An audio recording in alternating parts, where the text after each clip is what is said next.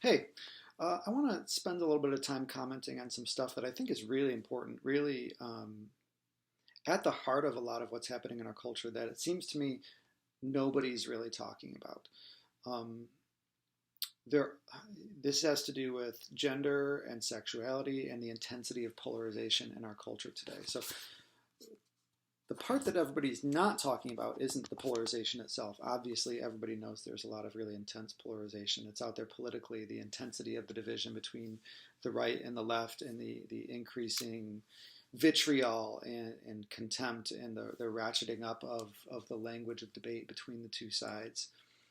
Um, that's really prominent in our culture, even though many people are not intensely polarized. In fact, many people are very much in the middle and see um, are able to see both sides of conversations, at least what you see prominently on social media and in the news and whatnot is often extremely polarized. And something similar is happening with regard to gender and sexuality, and often that's really connected to the political um, polarization, that there is almost an increasing and intensifying war between the sexes. And the conversation is obviously more complex than that, and too complex to even just summarize it as saying between the sexes, because you really have the increasing complexity of the conversation about LGBTQIA plus, etc. issues.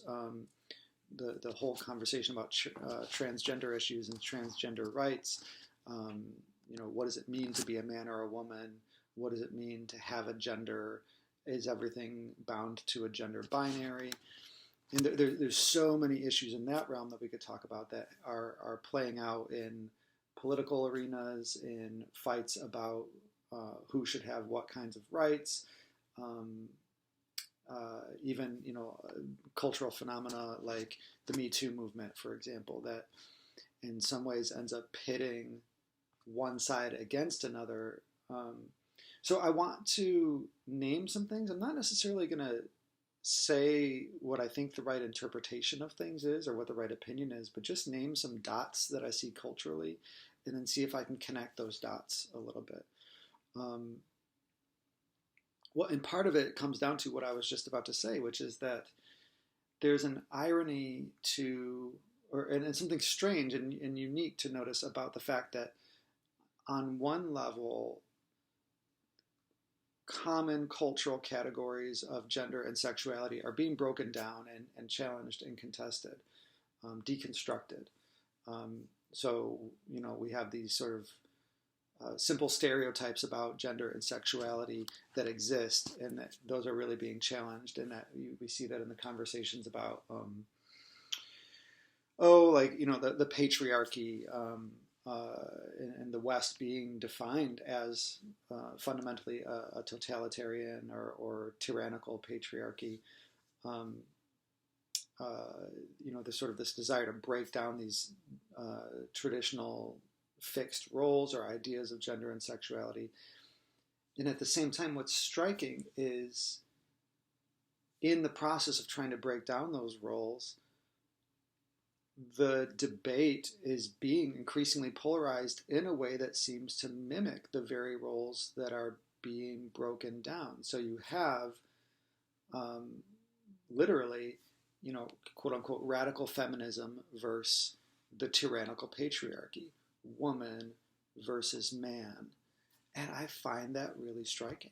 I find it really striking that the left, with its desire to increase connectivity and compassion and empathy between people, is associated with feminism and femininity, and the right, with its concern about borders and boundaries and structures and trying to preserve structures that exist in our society, is associated with patriarchy and masculinity, and whether it's appropriate to call that toxic masculinity is a whole question that I'm not going to comment on at this moment. But it's interesting that that language is what gets associated with the right and the left.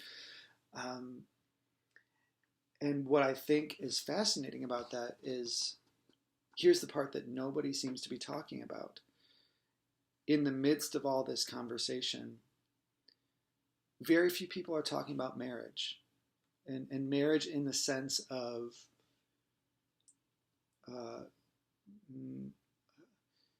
harmonious relationship between masculinity and femininity. And again, I'm not trying to comment on whether marriage has to be between a man and a woman, but it seems like there is this major rift that is developing and increasing in our society. And the thing that we need is not to say, you're right, or hey, I want to destroy you. No, I want to destroy you. But instead, how can we get out of this either or, one versus another, zero-sum game kind of mentality that says the rights of women can only be won by silencing toxic masculinity, and really identifying masculinity as toxic at times, or the structures that matter in society can only be preserved by squelching radical feminism and Me Too, and quieting the conversation about these things. When in fact, what is needed is something like a marriage. How can we have harmony between sides? How can we reconcile masculinity and femininity and live in a world where the two of them exist in a harmonious dance and lift one another up? The point of that isn't to be heteronormative. I'm just saying I find it really striking that the very thing that is needed right now to heal the intensity of the divide in our culture is something like a marriage, a reconciliation between masculinity and femininity. And I think we need to be talking more in our culture about what masculinity is, really. Not just what is toxic masculinity, but what is masculinity? And then what is femininity? We have feminism, but what is femininity? Is there such a thing as masculinity and femininity? What are they, and what does it look like for these two things to be related to one another healthily? Regardless of whether all women need to be or should be feminine, and all men need to be or should be masculine. That's not the point. The point is to say there are these things that have been traditionally called masculinity and femininity. What are they, and how can they relate in a way that is life-giving to our world instead of an ever-increasing, intense war that threatens to break us apart more and more? That's what I'm curious about.